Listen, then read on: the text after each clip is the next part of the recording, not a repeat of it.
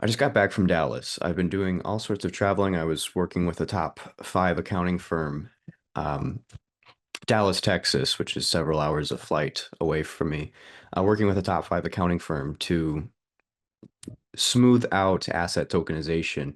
And I was working on my slides. I was finishing my slides. I realized that there's a template. I know that I asked Abel about the template and I said, is there a template for the slides? And he said, yes. And then I didn't use it. But everything's been prepared and we'll roll right into it. One bit of context about the presentation beforehand is that I took a sort of a top-down approach. I know that everyone in the CBC are experts in their respective fields, but I've seen a lot of newcomers entering the conversation, and I'm also going to be recording my session independently. So there's going to be overlap of topic for sure, and some of these topics that I discuss will be explained in a way that it almost sounds like I'm presuming that it's not everyone knows exactly what we're talking about, even though we are all real estate and tokenization experts. But without further ado, I'm based in the US, so good morning from here. I'm still enjoying my coffee and trying to wake up a little bit, but I know that we've got folks all over the world, so a good afternoon and a good evening as well. My name is Matthew Schneider. I am the president and CEO of a company called Building Inc., and we've been focusing on data management and tokenization for quite a while.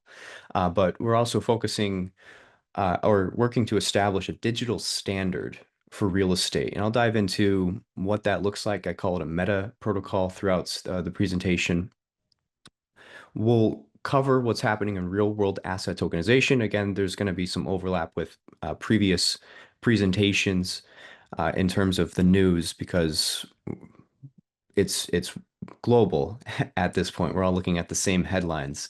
Um, we'll dive into why asset data and some of the more structural data carries more economic weight than what we're currently giving it, and then how the built environment starts to behave very, very differently once its information can move very fluently. As soon as real estate information and value starts moving at the speed of the internet, and as capital markets move at the speed of the internet. Got a couple use cases towards the end that we'll dive into as well. Let's take it away.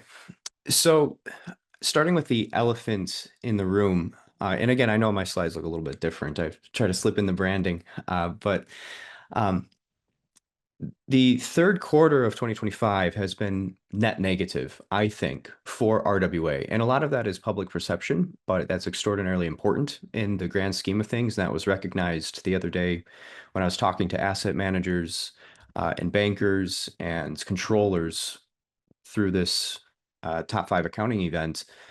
And even if the underlying technology is there, how they perceive it and its reliability influences whether or not they're going to be quickly adopting it. So we've had the retracement of Bitcoin, several high-profile tokenization projects hit pause, and then some international bodies stepped in with criticism. We had the International Organization of Securities Commissions, which began flagging risks that arise specifically from tokenization. They had opaque ownership claims, spillover effects from volatile crypto markets, and then they believe that the efficiency gains are not evenly distributed. At the same time, we had Beijing intervening in the Hong Kong stablecoin markets because there's a lot of unease with handling privately issued or privately controlled digital currencies. So everyone's sort of wondering what happens next at that point. Now, one positive note is that the number of assets on chain has never been higher.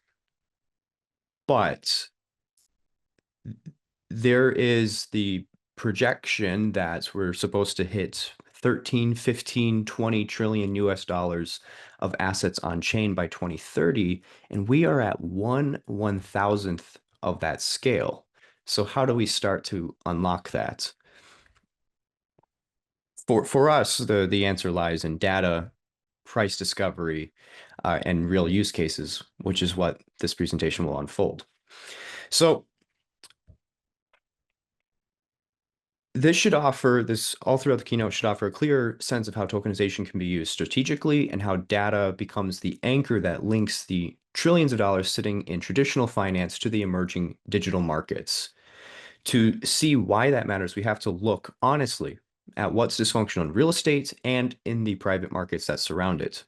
The first issue is that real estate is, by design, asymmetrical. And I say by design because arbitrage is a huge portion of how people capitalize in real estate.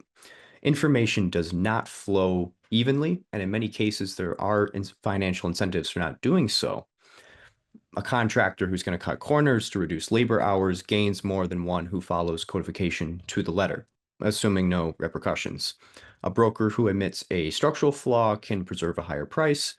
And over time, the remedy has been to layer on audits, consultants, and intermediaries. These are necessary, but they create cost, and they can be punishing when they surface underlying issues where there was not disclosure in the first place.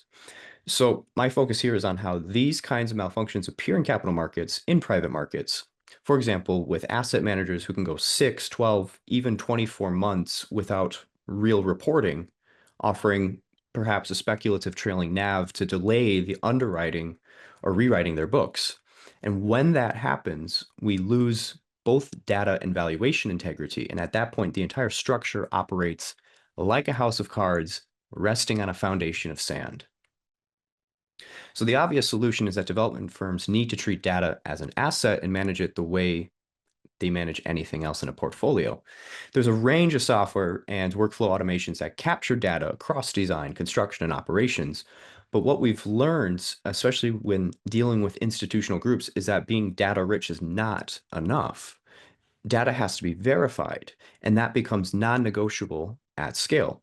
If you and your team are spending 80 to 90% of your time collecting data and you're not creating value, you're creating liability. Because whatever you collect ultimately has to be verified by someone else, a counterparty, an auditor, a regulator, or an oracle. The intuition that more data is better doesn't actually hold up across the asset lifecycle. More data only matters if it can be trusted the moments that it enters the system. And this is where blockchain begins to matter. If data is attested at the point of entry, timestamped, signed, and anchored on chain, you prevents the inevitable re-evaluation and dispute that surfaces months later, months or years later, right down the line throughout a property's life cycle. So the mechanism that allows this is data provenance. It gives you the immutable answer to three basic questions: who created the data, when it was created, and under what conditions. The larger point is that data architecture is often more important than the data itself. This is where the industry, in my opinion, has gone off the rails. Early trailblazers of tokenized assets had no data behind them. Then the next wave worked with listing pages and some basic oracles, but the underlying information still couldn't be verified, preserved, or reactivated for new valuations or risk assessments. And that's exactly where institutional capital is stepping away, because they need internal controls and auditability, a depth of comparables. Otherwise, these assets just get terrible accounting treatments and they're untouchable. So going a step further, data provenance matters, but provenance alone doesn't create valuation insight. So we need the architecture of the information, the categories that actually influence risk, performance, and value, capturing those and getting those on chain. In real estate, these categories are fairly consistent. I list them in front of us, right? We've got design integrity and structural condition, operational performance, environmental exposure. We've got market benchmarks, certification, data completeness. But this is the point where data becomes contextualized. Raw data evolving into information, and that information informs valuation, pricing, collateralization, and liquidity.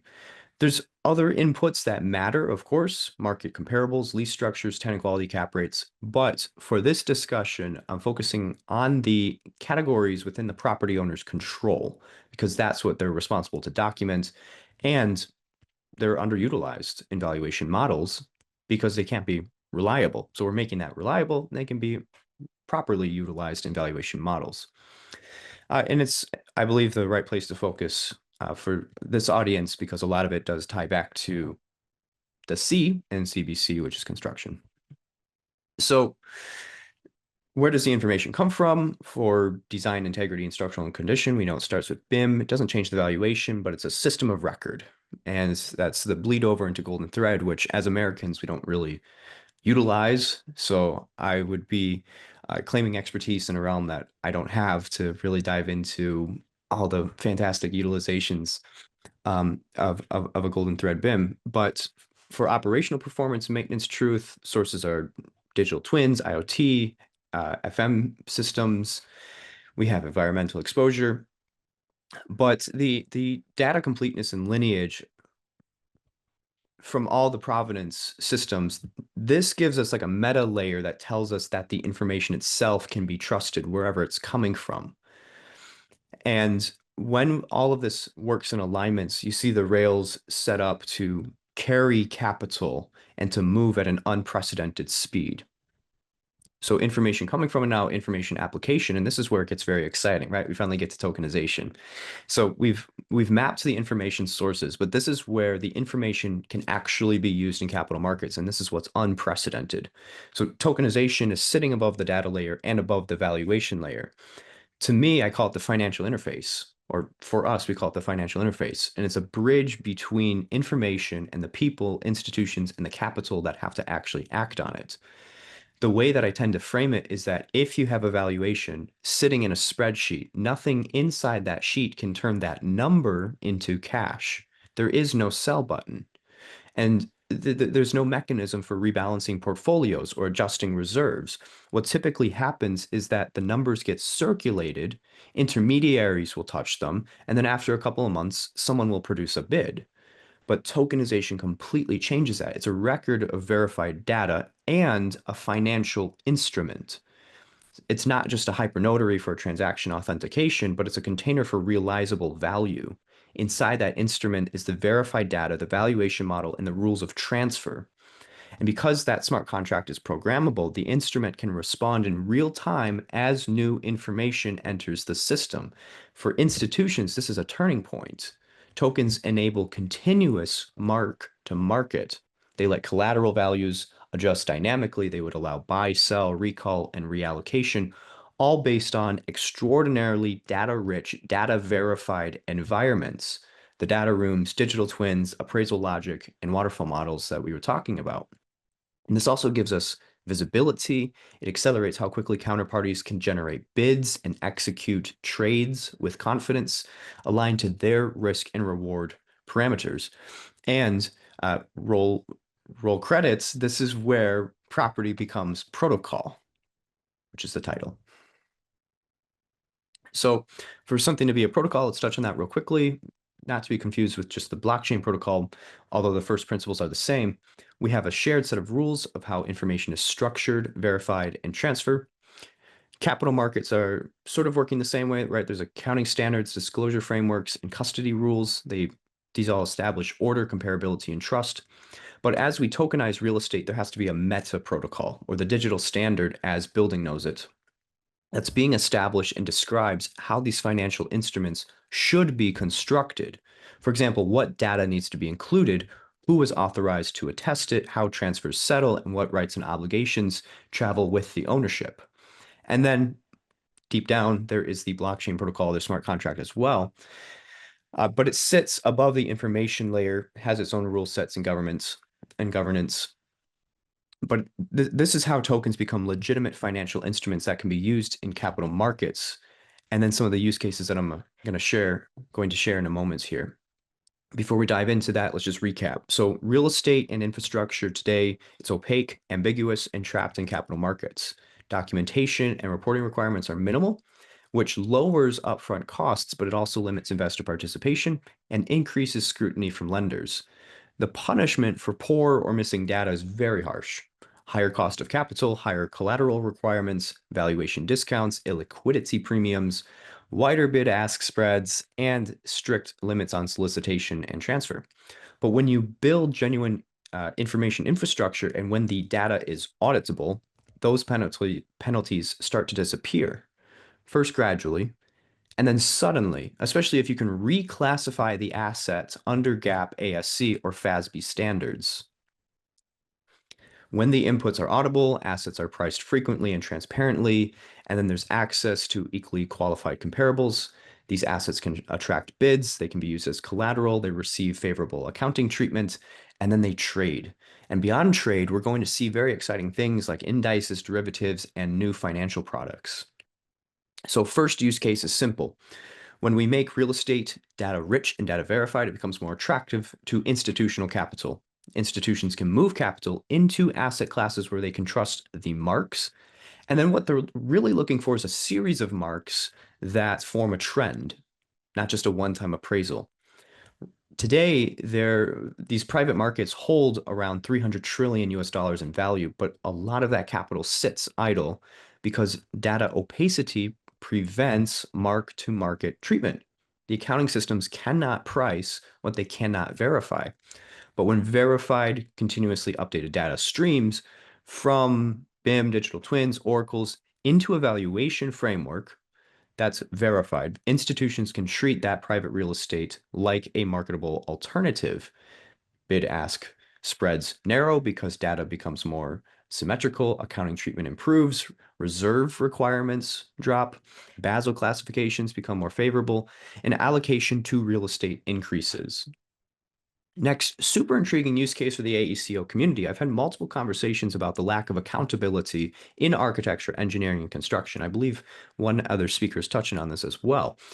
Uh, there's very limited buy-in from stakeholders, especially in early stages of a project. You've got your architects, engineers, and contractors who are paid up front regardless of how much progress is actually made. I had an architect joke to me that the best project is the one that never begins. There's two ways that we can start to fix this. The first is to introduce a financial instrument, one that's redeemable for cash value and offered as a partial offset to compensation. And in doing so, you're giving these AEC professionals exposure to the long-term appreciation of the asset they're helping to build. Should be done in a tokenized format. And then, of course, this is only possible if the project is being continuously marked. But as we discussed with BIM, digital twins, and all of the data architecture, the information infrastructure, that is certainly possible. And then the second approach is to structure payment releases through smart contracts, which I believe there's been more conversation about. But it aligns incentives across the value chain and it encourages higher data and work quality and could lay the foundation for marketplaces of intellectual property. And I know we're coming up on time, but we are coming up to the end of the presentation as well. The former concept and this next one were actually brought to me by Ralph Montag, who runs the BIM Coordinator Summit in the BIM Heroes community. I was captivated by the idea of a dynamic investment tranche based on a project's actual progress. Typically, project finance is binary. You put money in at the start, and then whatever happens. Investors enter through common or preferred equity, sometimes through mezzanine or private credit funds lending to the development. But technically, every layer of that capital stack carries the same risk on day one. And that's very uncomfortable for investors. So a potential solution is to break those tranches apart, subdividing common or preferred equity into smaller slices that open for investment as the project advances and risk declines. Each tranche would correspond to some sort of verified milestone. To make this happen, you need real-time appraisal. So information coming in, documentation, financials, BIM, digital twin updates, all feeding into a valuation engine.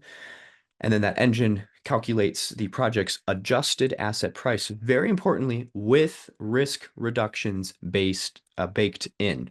And then this triggers a waterfall calculation. At that point, a smart contract calls the next layer of committed capital, and the development continues. Almost at the end here, improved collateralization. I'm a big fan of this. There's two major issues with how today's capital markets handle real estate. The first is complexity. Commercial real estate is inherently multi-layered. You've got land, improvement, leases, operating businesses within that, the debt instruments, ownership structures.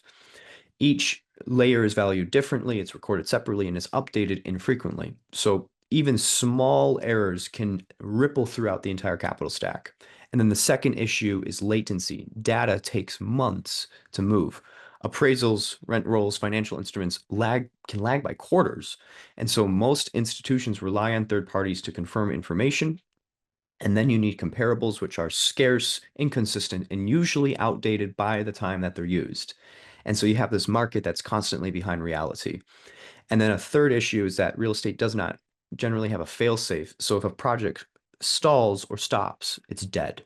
You can't bring in a new people to finish the job. It's a sunk cost. And so continuing on collateralization, lenders compensate for all of this with very blunt instruments, higher collateralization ratios, higher rates, and restricted reuse. The assets become static. They can't move, they can't be repriced, and they can't support dynamic liquidity. But when you tokenize the verified data, meaning that's real time, transparent, and tied to performance, the collateral itself becomes dynamic. You can run continuous loan to value updates. You can price assets programmatically, and you can build synthetic indices for property pools that share the same data standards. It unlocks capital markets. Last but not least, reclassifying assets. So starting with an example, when high yield bonds were reclassified, the market grew tenfold and trading activity increased 100-fold. The gap classifications under GAAP and FASB, you have three levels of fair value, 1, 2, and 3, based off of how observable its inputs are. Level 1, publicly traded, prices are visible. Level 2, derived from observable inputs like comparable trades or benchmarks. And level 3, unobservable estimates, appraisals, internal models. Private real estate sits at level 3. Classification inflates capital requirements. It really puts strain on balance sheets and it restricts liquidity. It tells investors and regulators that these assets can't be priced properly. And what our research suggests is that blockchain-based information infrastructure can change that. Verified, timestamped, and standardized data, especially when updated continuously, provides the audit trail and transparency needed to move real estate assets closer to level 2, observable, comparable, and marketable. And at this scale, this means a global reclassification event. Properties that were previously uncorrelated, even in different markets or jurisdictions, will have standardized data models, and they will be priced against each other, analyzed side by side, and then traded. I know that was a lot. Uh, I think there's multiple recordings of this presentation that will be going out, so you'll be able to find that. That's a QR code to my LinkedIn. Feel free to reach out and continue the conversation, any of the use cases, any of the topic items, building my company branded there in the corner. Or if you need a guest lecture or speaker for your event, don't hesitate to reach out. Thank you again, everyone, and Godspeed.